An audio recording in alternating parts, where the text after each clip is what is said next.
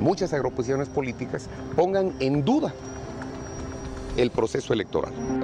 Presidente Jimmy Morales se une a las críticas al Tribunal Supremo Electoral afirmando que carecen de credibilidad y confianza. De una empresa de auditoría externa internacional. Candidato presidencial Alejandro Yamatei del partido Vamos pide certeza e incluso una auditoría externa para disipar dudas que estén relacionadas al conteo de votos. De nuevo, supuestos exmilitares llegan a la Comisión Presidencial de Diálogo para lograr compensación por tiempo de servicio prestado. En noticias internacionales, alta comisionada de Naciones Unidas para los Derechos Humanos, Michelle Bachelet, llega a Venezuela devastada por la crisis política y situación económica.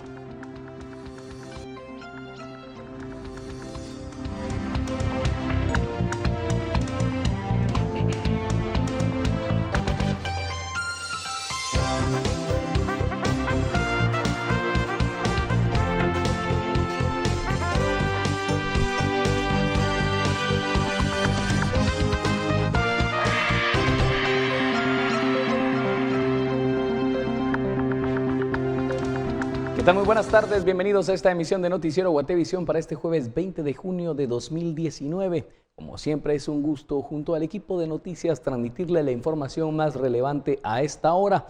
Los temas que sin duda tienen que ver con este proceso electoral 2019 y las inconformidades que continúan en nuestro país. Con esto iniciamos de inmediato. Siéntete bien en Farmacias Cruz Verde. Buen servicio no cuesta más.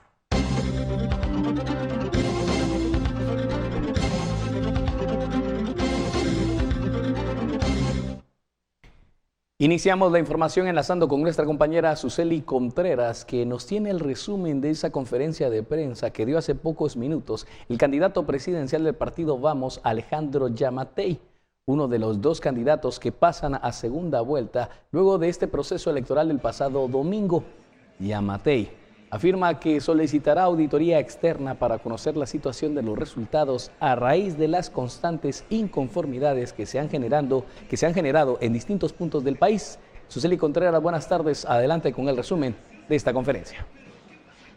Gracias, William. Buenas tardes. Así como tú lo mencionas, en conferencia de prensa, el doctor Alejandro Yamatei planteó una solución al Tribunal Supremo Electoral para que los ciudadanos estén convencidos de que los ganadores a alcaldes y a las diputaciones no hayan tenido ninguna intervención. La solución que planteó para el Tribunal Supremo Electoral es que contrate una empresa externa que se encargue de la digitalización de todos los resultados. Escuchemos. Nosotros queremos solicitarle al Tribunal Supremo Electoral que proceda de la siguiente manera, por el bien de la democracia en el país. Primero, que salga urgente la contratación de una empresa de auditoría externa que junto con los fiscales de todos los partidos políticos que estemos interesados podamos lograr la verificación de las 21,000 y pico de actas de esta elección para que podamos en un proceso muy rápido de 48 a 72 horas obtener los datos fidedignos de cada una de las actas y poderlos comparar con lo que está ingresado en el Tribunal Supremo Electoral. Eso nos daría a nosotros la poder determinar las incongruencias que existen. Esa es una de las soluciones que planteó el doctor Alejandro Yamatei del partido Vamos, y también indicó que aunque no ha escuchado detenidamente las declaraciones que dio el presidente de la República, Jimmy Morales, le pidió cordura para que evite hablar de un fraude electoral de estas elecciones del año 2019, siendo él como responsable de la unidad nacional. No puede ser que el presidente del país, que ya va en vísperas de dejar la presidencia, de dejarnos la presidencia, vaya y esté hablando de fraude. Él es, según el artículo 182 de la Constitución, el responsable de la unidad nacional. Nosotros, yo quiero ser presidente del país, sí, y por eso es que estoy convencido que el 182 es mi guía, y como representante de un partido político, como candidato a la presidencia y como aspirante a la presidencia, basado en ese artículo 182, que me va a tocar velar cuando sea presidente, lo que me corresponde es la unidad de la nación, y por el bien de la unidad de la nación, por el bien de la democracia, lo que nosotros estamos planteando es una solución. Muerto el chucho, se acabó la radio. Se le va a acabar el argumento al presidente y a cualquiera que esté diciendo fraude, si efectivamente después de un proceso con un tercero nos certifique que los datos son los correctos, pues todo el mundo se queda tranquilo. El doctor Alejandro Yamatei también indicó que existen personas que están interesadas en desestabilizar este proceso electoral. Dijo también que si de saber él de qué personas se trata, ya las hubiera denunciado al ente investigador, a quienes le solicitó que le den seguimiento a las denuncias para que éstas sean esclarecidas.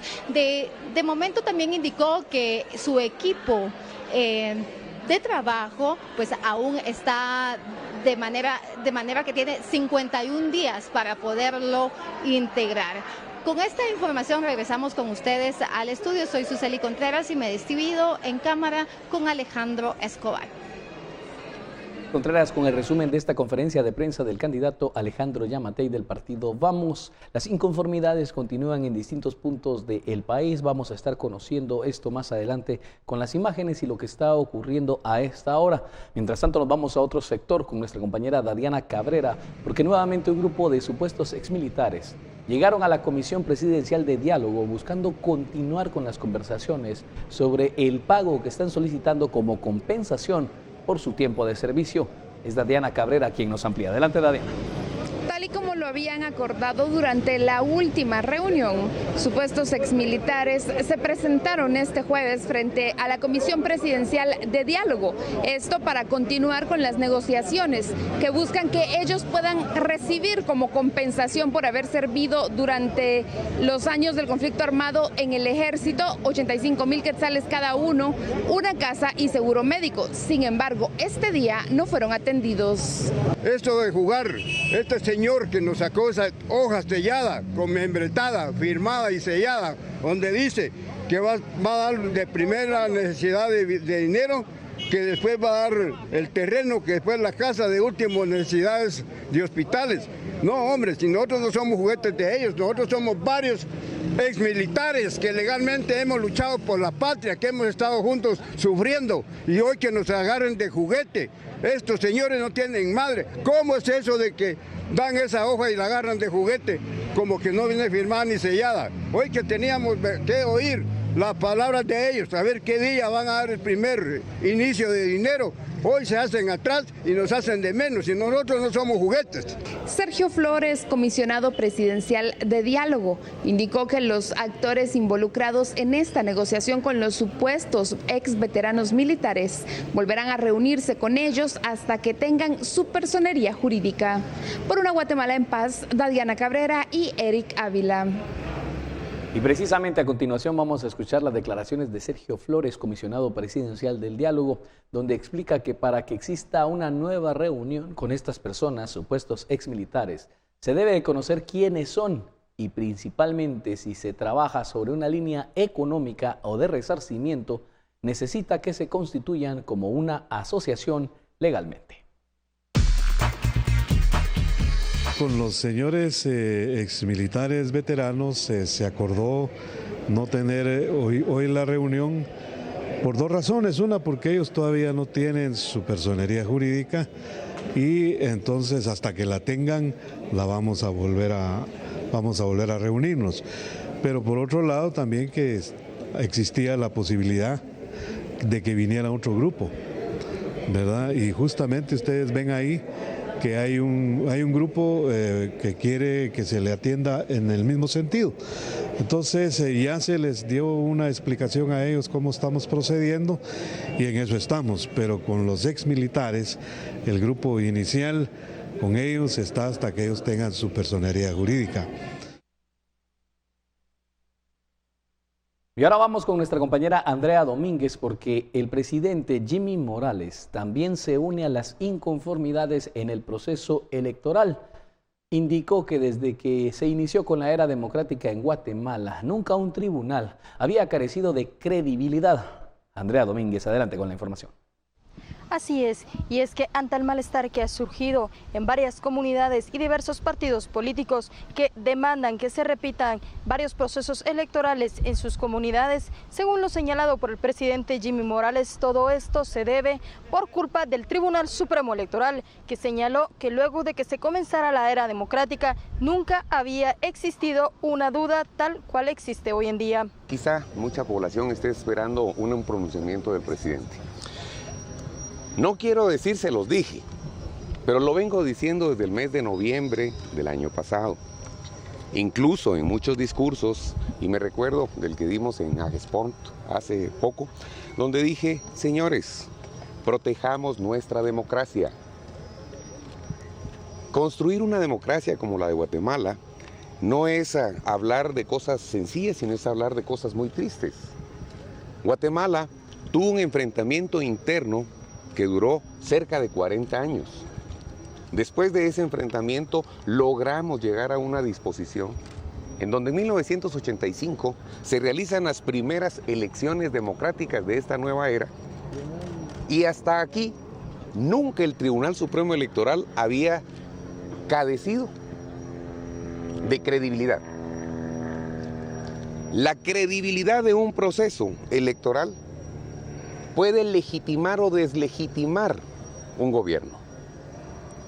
Así es que para nosotros es muy triste que hoy mucha población, muchas agrupaciones políticas pongan en duda el proceso electoral.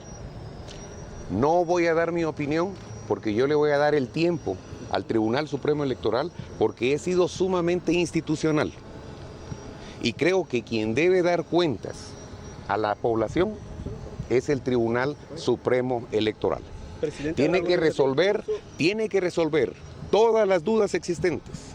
Tiene que solventar los temas de errores que dicen ellos que pudieron haberse cometido.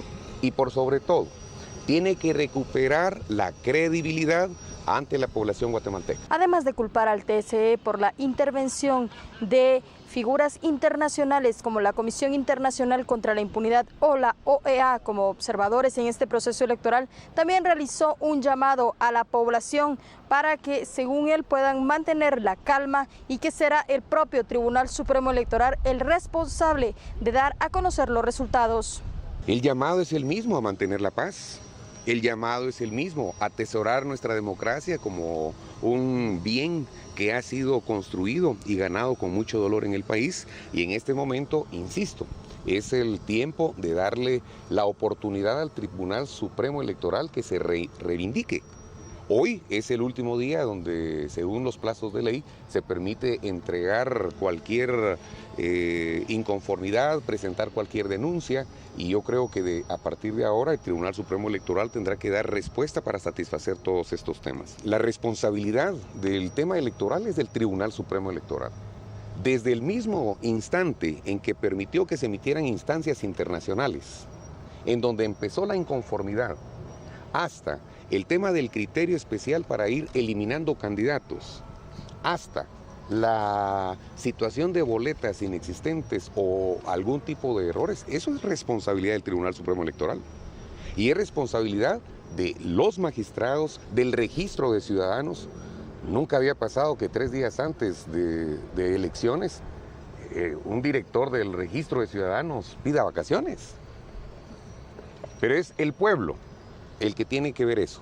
Es el pueblo el que tiene que decidir si realmente estas son las condiciones que quiere, y es el pueblo el que cada 4 años sale a las urnas a depositar y delegar el poder soberano en sus autoridades. Y estas declaraciones las realizó el presidente Jimmy Morales luego del anuncio del Tribunal Supremo Electoral. El mandatario también hizo un llamado a la ciudadanía para que se garantice la democracia en el país. Esto también en medio de la segunda vuelta electoral que podría realizarse el próximo 11 de agosto. Con imágenes de María René Barrientos, por una Guatemala en paz, Andrea Domínguez. 13 horas con 15 minutos, vamos a hacer nuestra primera pausa comercial, pero cuando regresemos conoceremos cómo continúa la situación en estos municipios donde se mantiene la inconformidad a raíz de estos resultados electorales del pasado domingo 16 de junio. Quédese con nosotros, regresaremos con estas imágenes y con más noticias.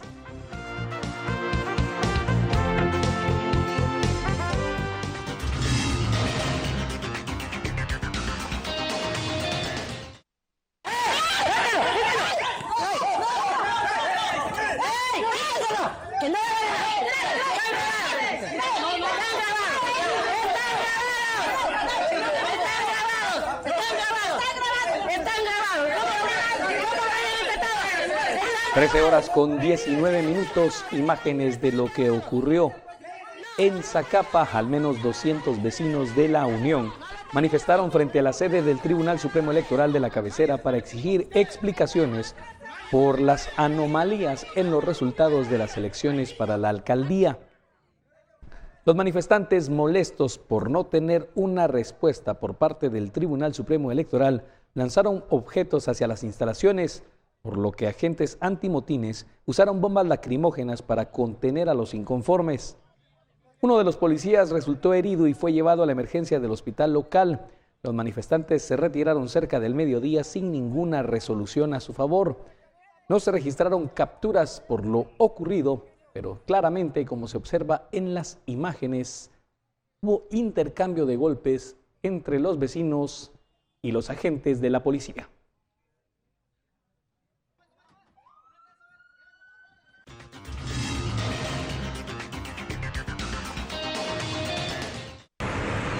De Zacapa nos vamos a Ilotenango, en Quiché, donde un contingente de más de 100 agentes de la Policía Nacional Civil, un integrante de la Junta Electoral Departamental y representantes de la Procuraduría de los Derechos Humanos de Quiché llegaron a San Antonio, Ilotenango, para rescatar varias cajas electorales que quedaron abandonadas en los centros de votación luego de los disturbios del pasado 16 de junio.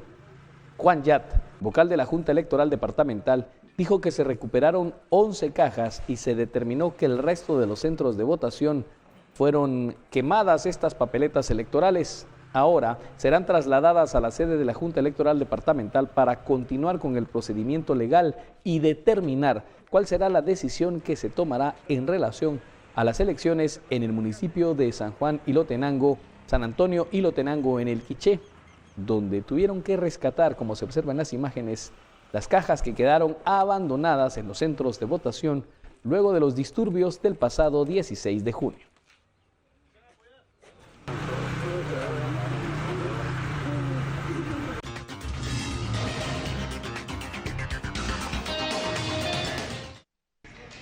Y en estos momentos se lleva a cabo la audiencia de revisión de votos de 29 de los 30 municipios de San Marcos, con la presencia de los fiscales departamentales de los partidos políticos, integrantes de la Junta Electoral Departamental y del Tribunal Supremo Electoral.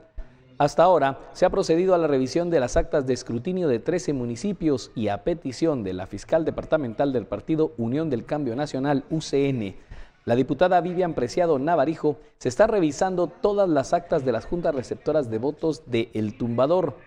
Hasta el momento se han encontrado impugnaciones en algunas mesas y algunas sumatorias erróneas que por el momento no afectan los resultados preliminares, que dan como virtuales ganadores a los candidatos de los diferentes partidos políticos que habrían celebrado conforme se estaban subiendo los datos a la página web del Tribunal Supremo Electoral.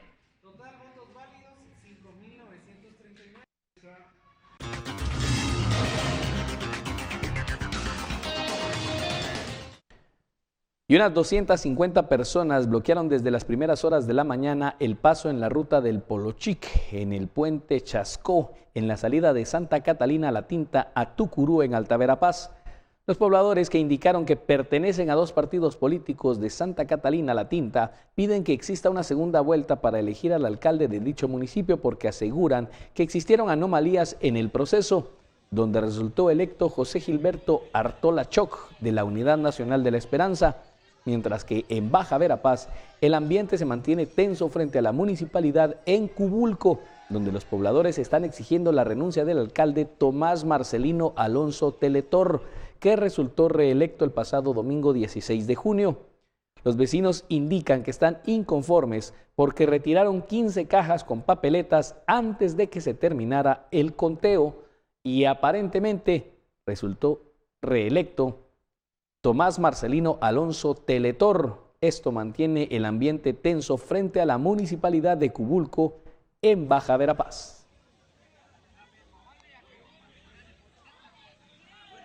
De Baja Verapaz nos vamos a Huehuetenango, donde por el momento se han presentado 4 recursos de nulidad en distintas organizaciones políticas. Esto sobre el proceso electoral del pasado fin de semana.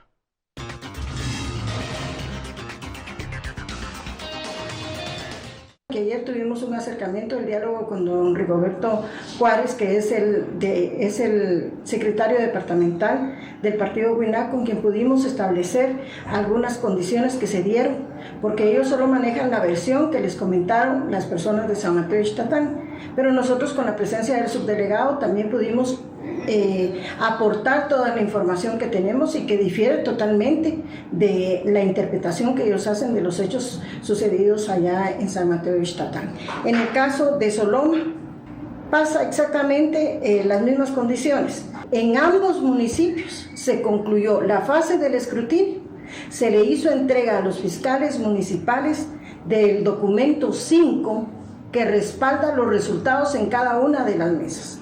Y quiero aclarar en ambos municipios. En el municipio de San Mateo Ixtatán, ya el camión que traía las cajas, la totalidad de las cajas, ya estaban listos cuando se presentaron los grupos a generar el conflicto. Y en el caso de Soloma hay videos donde muestran cómo irrumpieron en el lugar, cómo pudieron tomar las actas, toda la documentación. Sin embargo, esto fue después de que ya los fiscales municipales contaban con las actas, porque las actas las tienen los mismos partidos políticos. Y ante estas inconformidades, ¿cuál es la postura del Tribunal Supremo Electoral? Horas atrás solicitaron los magistrados calma, paciencia, sobre todo en el tema de la reedición. Ahora la postura ha cambiado respecto a la reedición de actas. Nuestra compañera Dulce Rivera ha estado dándole cobertura precisamente a la reacción de los magistrados y este es el informe. ¿Qué tal, William? Muy buenas tardes. Estamos ubicados en el Tribunal Supremo Electoral, en donde este día se realizó una reunión entre fiscales de partidos políticos con magistrados del TSE. El principal tema que se abordó fueron las quejas de las inconsistencias por los resultados de las elecciones, ya que los datos consignados en las actas no coinciden con los datos puestos ya en la página web del TSE. Ante esto, el presidente Julio Solórzano aseguró que el Pleno ha decidido revisar acta por acta para que haya una constancia y que la población esté tranquila acerca del resultado de las elecciones. Hemos decidido que se haga con los fiscales nacionales y que lo hagamos inmediatamente a partir del día lunes. Les pedimos respetuosamente que deberá hacerse, pero todo el tiempo, es decir, las 24 horas. No podemos dejar, perdonen, no empiecen, todo estamos planteando, ¿verdad? Escuchen primero, por favor. ¿Por qué lo hacemos? Por la propia celeridad que se necesita de los datos para todas las organizaciones políticas. Es necesario que se haga en una forma continua para que no quepa duda de cualquier situación. Estarán representados o que ustedes designen a su vez representantes para que lo hagamos por turnos. Ustedes deben de confiar y fiar en los representantes, lo harán, y el tribunal tiene la obligación de mantenerse en ese cotejo por acta las 24 horas. Los fiscales están de acuerdo con que se revisen las actas, pero más que todo también están solicitando que se revise papeleta por papeleta, pues aseguran que en algunos casos los fiscales de mesas no pudieron fiscalizar el proceso y también tienen dudas acerca de la cantidad de los votos que fueron emitidos. Ya ellos accedieron que podamos nosotros como fiscales el poder revisar todas las actas, pero señores, yo quiero solicitar, señor presidente y señores magistrados, que no sean solamente las actas. Honestamente, el problema no está solamente en las actas, el problema está en las boletas. Y yo pido que la revisión sea general, no solamente para actas, porque actas las podemos revisar, pueden cuadrar, quizás cuadren con el sistema de informática o cómputo, no lo sabemos, pero las boletas hay que verlas personalmente, porque ahí es donde veo que está el problema. Hay mucha distorsión en las actas. Encima los 12 ponían 1, encima el 1 lo cambiaban a 3 y así estuvieron. Yo tengo ejemplos de las actas esas.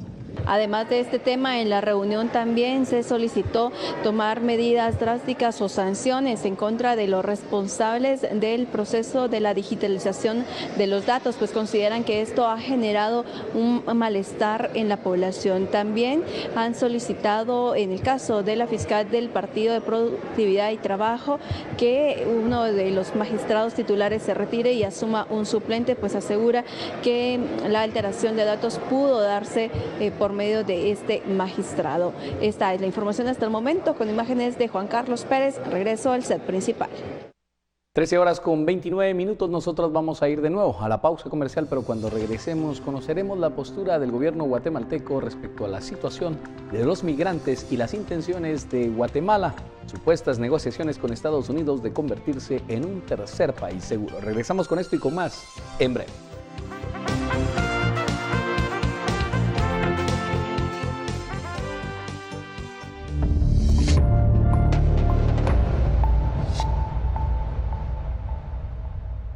¿Qué ocurre en el tema de los migrantes? El presidente Jimmy Morales fue cuestionado sobre su falta de participación en la reunión entre México y El Salvador, específicamente sobre este tema migratorio y el lanzamiento del plan de desarrollo. El mandatario afirmó que esto se debió a que fue una reunión bilateral y Guatemala no estaba invitada.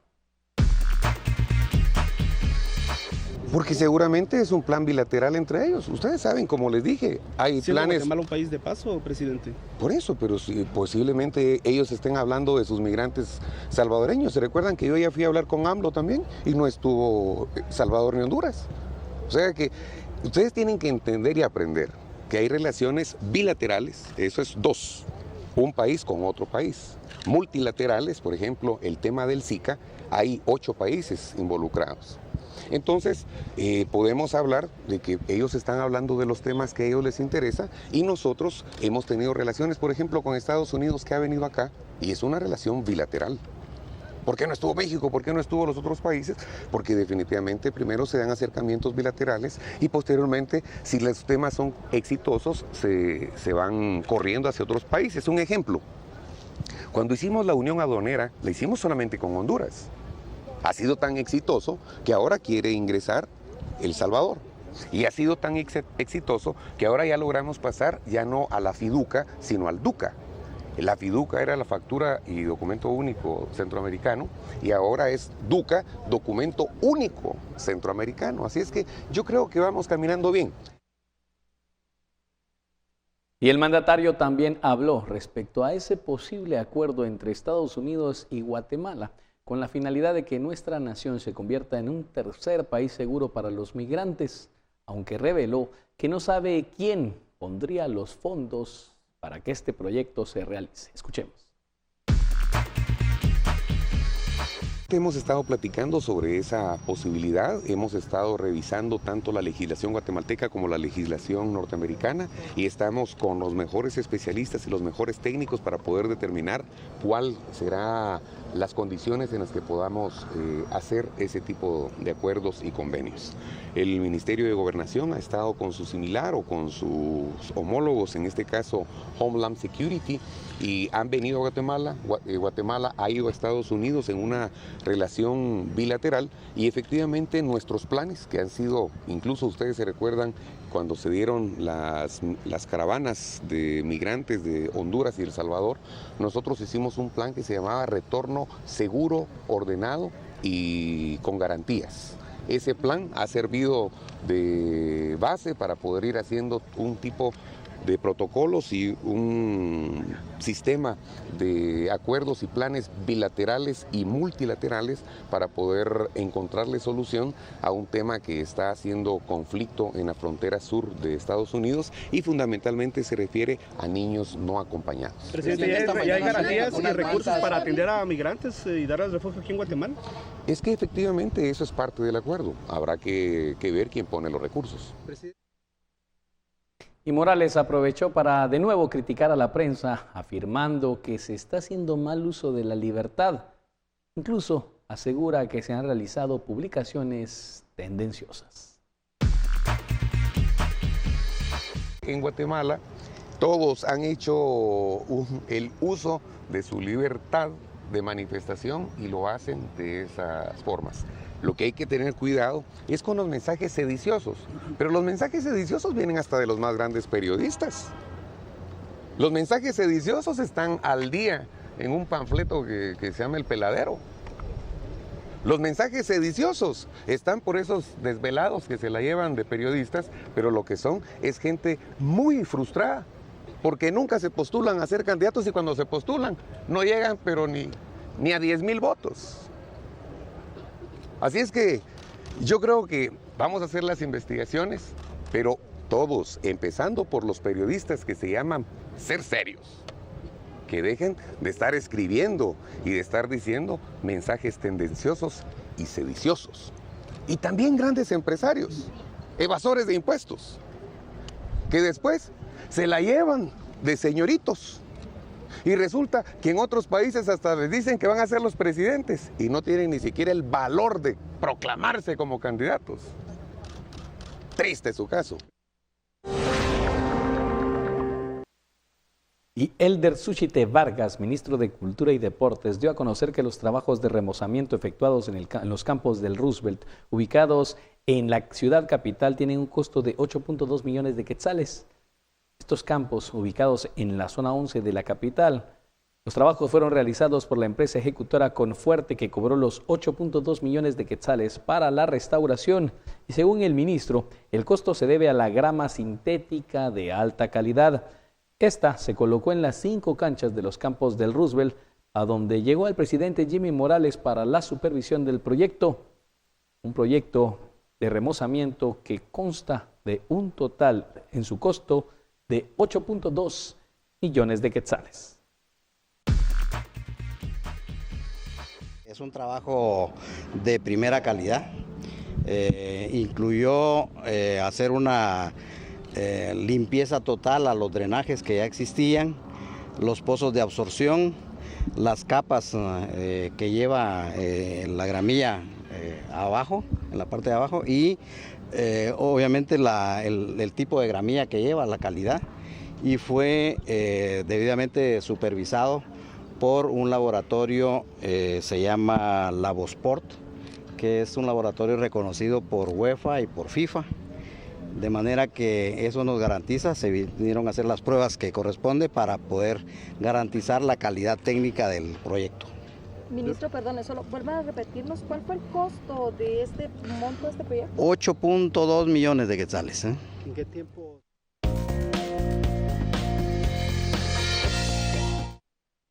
Información internacional: las autoridades inglesas detuvieron a un hombre de 64 años por homicidio involuntario en el caso de la muerte del futbolista Emiliano Sala.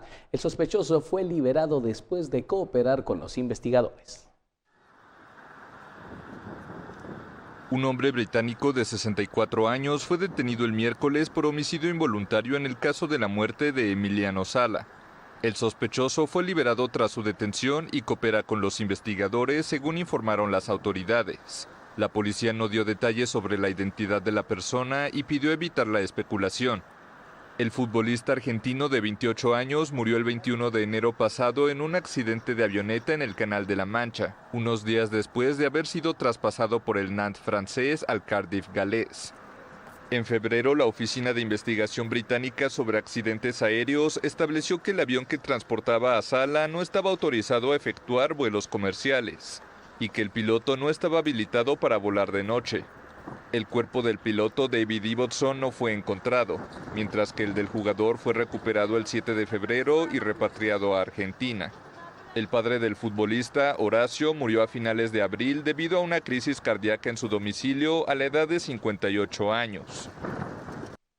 Y en otros temas, Irán anunció el derribo de un dron espía estadounidense que aparentemente violó el espacio aéreo. Esto en un contexto de tensión creciente en el Golfo que hace temer el estallido de un conflicto abierto entre Estados Unidos y la República Islámica. Irán afirmó el jueves haber derribado un dron espía estadounidense que violó su espacio aéreo. Según los guardianes de la revolución, el aparato fue alcanzado por un misil en las primeras horas del día en la zona costera en el sur del país, sobre una provincia que bordea el estrecho de Hormuz, un paso estratégico para el abastecimiento mundial de petróleo. El anuncio ocurre en un contexto de tensión en el Golfo que hace temer el estallido de un conflicto abierto entre Estados Unidos y la República Islámica. Washington acusa a Irán del ataque contra 2 barcos cisterna registrado la semana pasada en el mar de Omán. Irán niega cualquier implicación en estos ataques e insinúa que podría tratarse de un montaje de Estados Unidos para justificar el uso de la fuerza en su contra. Cuando regresemos, observaremos las imágenes de la celebración del Corpus Christi que se realizó este día en Antigua Guatemala. Regresamos en instantes.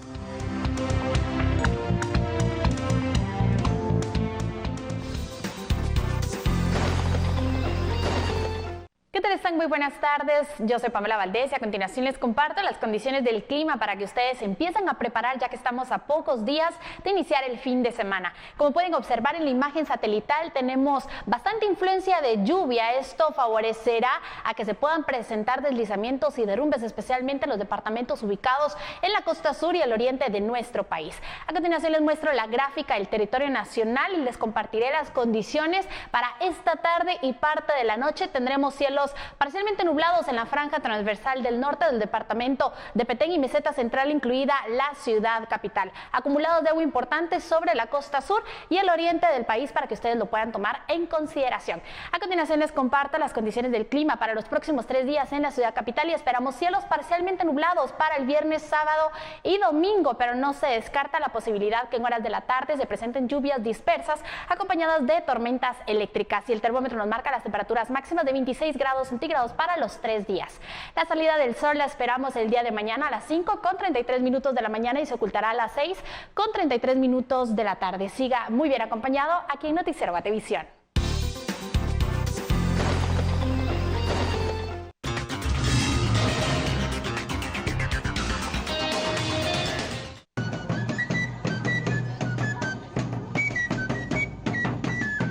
Y con el sonido del tambor y la chirimía, la procesión del Corpus Christi recorrió varias calles de Antigua Guatemala, este día en el que el calendario litúrgico de la Iglesia Católica celebra la solemnidad del cuerpo y la sangre de Cristo. La Eucaristía y la procesión destacaron en esa festividad. Además, frente al Real Palacio, vendedoras de la aldea antigüeña y de aldeas antigüeñas mostraron una variedad gastronómica propia de esa celebración, que durante las próximas semanas se extenderá a barrios y a colonias del pueblo. En San José Catedral, esta festividad se extiende por 8 días más, la fiesta denominada la Octava del Corpus, que incluye misas y quema de pólvora. Todos los días se realiza esta tradición durante estos 8 días, así como el repique de campanas a las 12 del mediodía. Y ahora conoceremos la historia de un joven cuya vida lo llevó a escribir un libro de ciencia ficción que ahora presenta y que espera sea del agrado del público.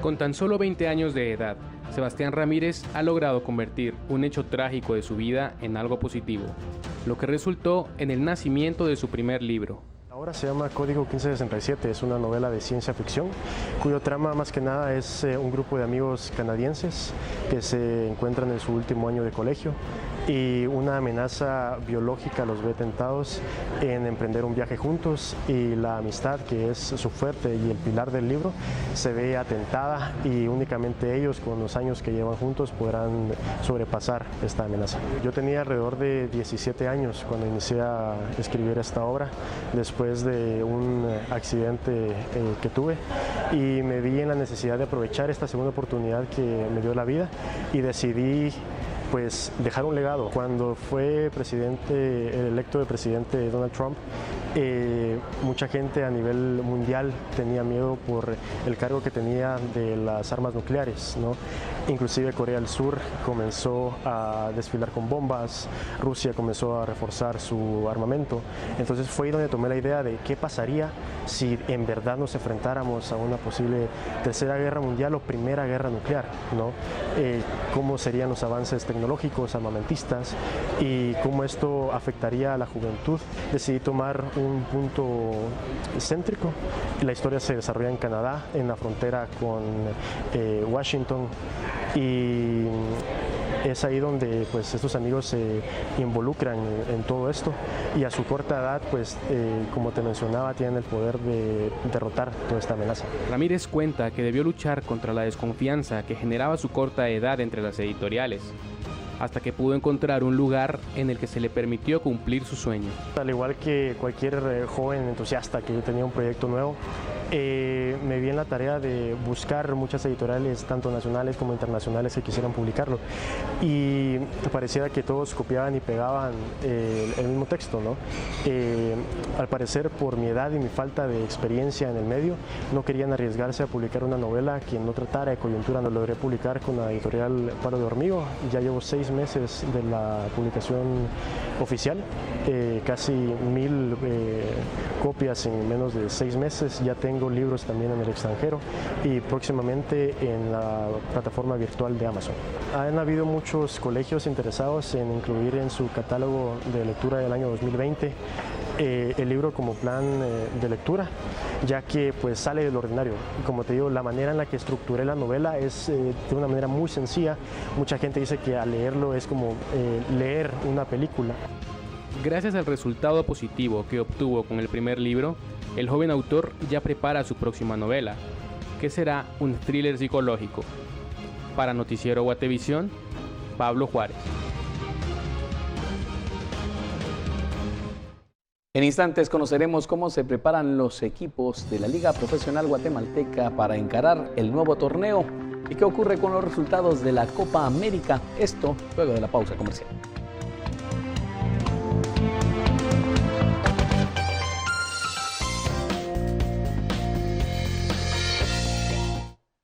Y la alta comisionada de Naciones Unidas para los Derechos Humanos, Michelle Bachelet, llegó a Caracas en el inicio de una visita a Venezuela que se encuentra devastada por una crisis política y económica.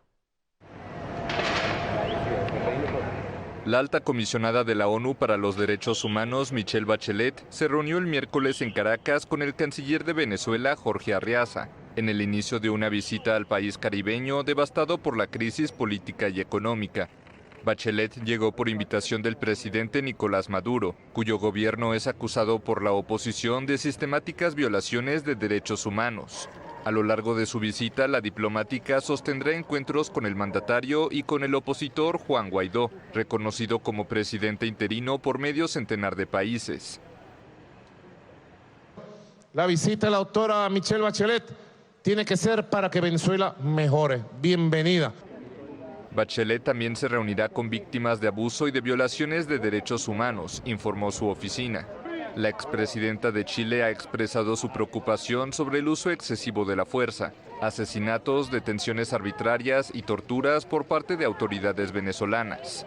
Al mismo tiempo, la alta comisionada es crítica de las sanciones de Estados Unidos para asfixiar a Maduro. Y conocemos ahora la historia de unos jovencitos cuya vida les ha cambiado por completo. La mayoría vive en la misma ciudad empobrecida, siguen jugando al fútbol, pero la vida les cambió cuando los 12 niños fueron rescatados en una cueva inundada en Tailandia, esto ya hace un año. Su vida cambió, pues ahora firmaron un acuerdo cinematográfico con Netflix, han viajado por todo el mundo y su historia está siendo relatada en libros, documentales y en películas. La vida de 12 niños y su entrenador ha cambiado mucho en el último año tras el dramático rescate que los sacó de una cueva inundada en Tailandia 18 días después de quedar atrapados. Fueron aclamados mundialmente, cortejados por productores cinematográficos, escritores y presentadores de televisión. Pero algunas cosas no cambiaron tanto. La mayoría sigue viviendo en los mismos hogares de la misma ciudad empobrecida y siguen jugando al fútbol.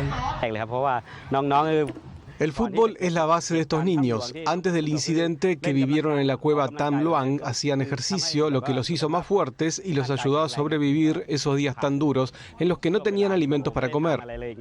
Su entrenador, que los llevó a las cuevas de Tam Luang, sigue preparándolos.